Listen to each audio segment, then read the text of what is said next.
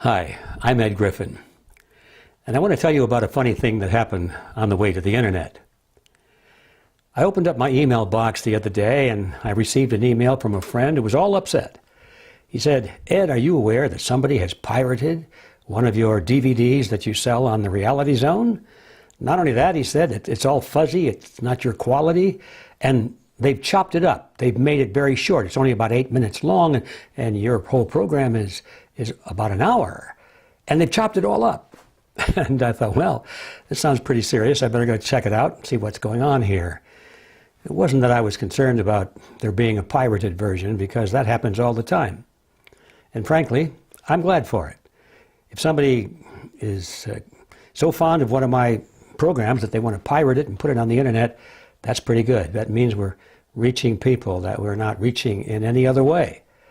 I imagine that probably about 50 times more people see our programs on the internet, and we never put it up there ourselves, than those who see it by buying a DVD. So, we're getting the word out, and that's okay, that's good. But this was different. Somebody had taken one of our programs, the quality wasn't good, it was all chopped up, they said. So I looked it up, and it turned out that the program was called Deception Was My Job. And it was an interview that I had done with Yuri Bezmenov. And sure enough, there it was. It was poor quality, all fuzzy, and it was chopped up.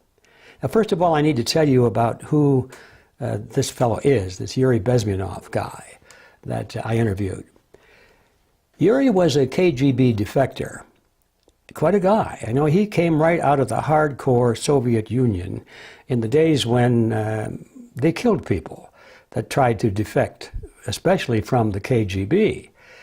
Well, you'll get the information about him shortly, because I'll show the introduction of him in a moment. But in a word, he was the privileged class. He was a pretty high-ranking KGB officer. But he did defect in 1970, and I interviewed him here in the United States in 1985. The story is pretty astounding.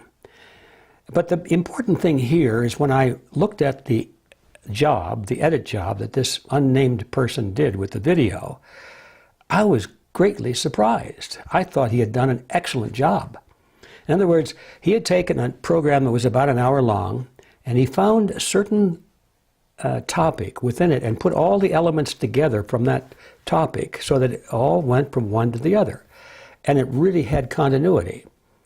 The topic that he found was the description by Yuri Bezmenov of the 4 stages of conquest of a nation by communism from within. Now, he was involved in this kind of a strategy. His main job was to receive journalists from the Western world as they came to visit the Soviet Union. They would arrive in Moscow, and Yuri's job was to greet them at the airport and bring them over to the fine hotel and buy them a lot of good food and especially some wine, get them all loosened up.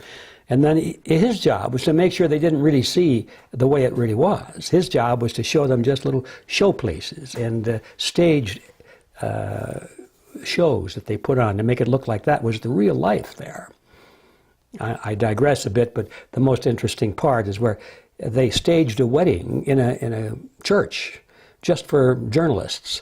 And Yuri says that when the journalists came, they were surprised to see a religious ceremony, a wedding in a church. Why, they were told that religion was persecuted and marriages in a church were forbidden. Well, here's a real wedding. You can see it for yourself.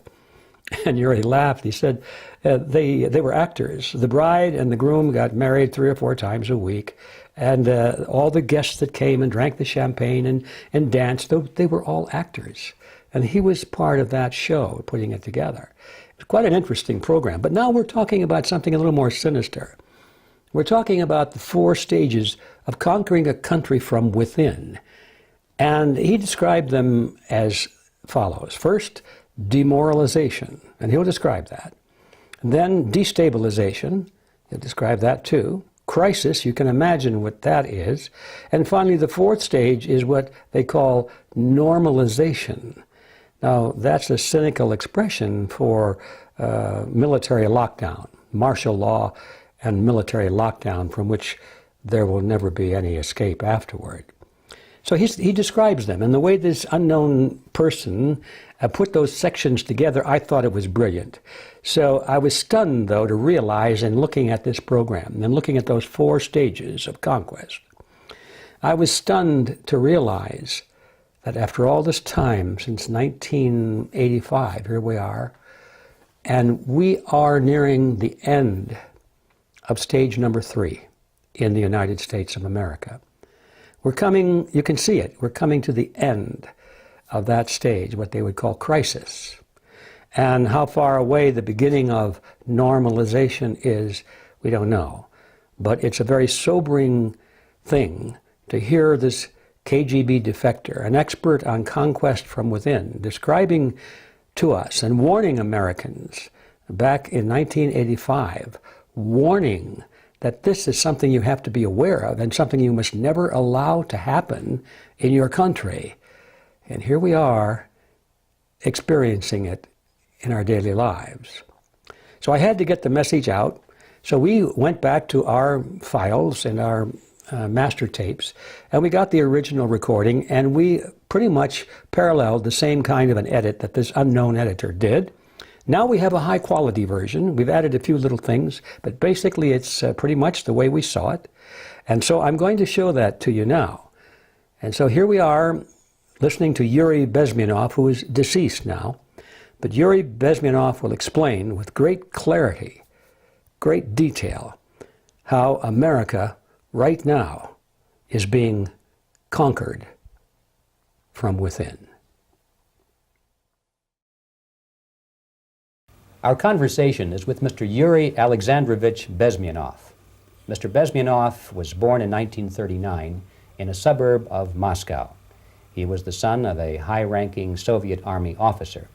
He was educated in the elite schools inside the Soviet Union and became an expert in Indian culture and Indian languages. He had an outstanding career with Novosti, which was the, and still is, I should say, the press arm or the press agency of the Soviet Union. It turns out that this is also a front for the KGB. He escaped to the West in 1970 after becoming totally disgusted with the Soviet system, and he did this at great risk to his life. He certainly is one of the world's outstanding experts on the subject of Soviet propaganda and disinformation and active measures. Well, you spoke several times before about ideological subversion. That is a phrase that I'm afraid some Americans don't fully understand. When the Soviets use the phrase ideological subversion, what do they mean by it? Ideological subversion is the slow process which we call either ideological subversion or active measures, активные мероприятия in the language of the KGB, or psychological warfare. What it basically means is to change the perception of reality of every American to such an extent that despite of the abundance of information, no one is able to come to sensible conclusions in the interests of defending themselves, their families, their community, and their country. It's a great brainwashing process which goes very slow, and it's divided in 4 basic stages. The first one being demoralization. It takes from 15 to 20 years to demoralize a nation. Why that many years? Because this is the minimum number of years which requires to educate one generation of students in the country of your enemy, exposed to the ideology of the enemy. In other words, Marxism-Leninism ideology is being pumped into the soft heads of at least 3 generations of American students without being challenged or counterbalanced by the basic values of Americanism, American patriotism. The demoralization process in the United States is basically completed already. For the last 25 years, actually it's overfulfilled, because demoralization now reaches such areas where previously not even Comrade Andropov and all his experts would even dream of such a tremendous success. Most of it is done by Americans to Americans, thanks to lack of moral standards. As I mentioned before, exposure to true information does not matter anymore. A person who was demoralized is unable to assess true information. The facts tell nothing to him. Even if I shower him with information, with authentic proof, with documents, with pictures, even if I take him by force to the Soviet Union and show him concentration camp, he will refuse to believe it until he is going to receive a kick in his fat bottom.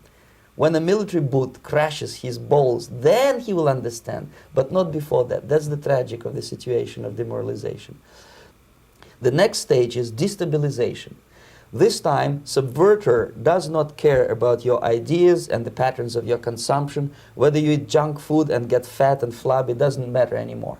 This time, and it takes only from 2 to 5 years to destabilize a nation, what matters is essentials: economy, foreign relations, defense systems. And you can see it quite clearly that in some areas, in such sensitive areas as defense and economy, the influence of Marxist-Leninist ideas in the United States is absolutely fantastic. I could never believe it 14 years ago when I landed in this part of the world that the process will go that fast. The next stage, of course, is crisis. It may take only up to 6 weeks to bring a country to the verge of crisis. You can see it in Central America now. And after crisis, with a violent change of power, structure, and economy, you have so-called the period of normalization. It may last indefinitely. Normalization is a cynical expression borrowed from Soviet propaganda. When the Soviet tanks moved into Czechoslovakia in '68, Comrade Brezhnev said, "Now the situation in brotherly Czechoslovakia is normalized."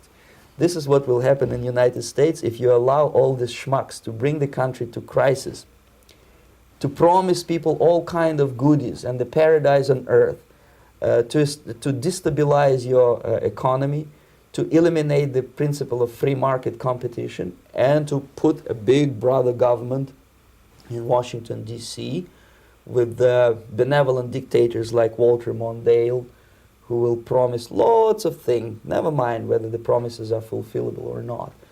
Your leftists in United States, all these professors and all these beautiful civil rights defenders, they are instrumental in the process of the subversion only to destabilize the nation.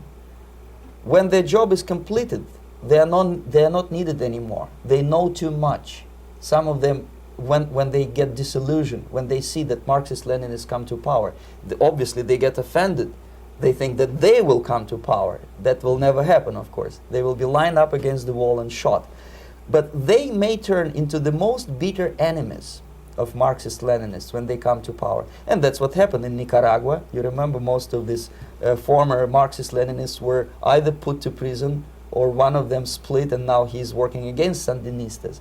It happened in Grenada when Maurice Bishop was already a Marxist. He was executed by a new Marxist who was more Marxist than this Marxist. Same happened in Afghanistan when first there was Taraki, he was killed by Amin, then Amin was killed by Babrak Karmal with the help of KGB.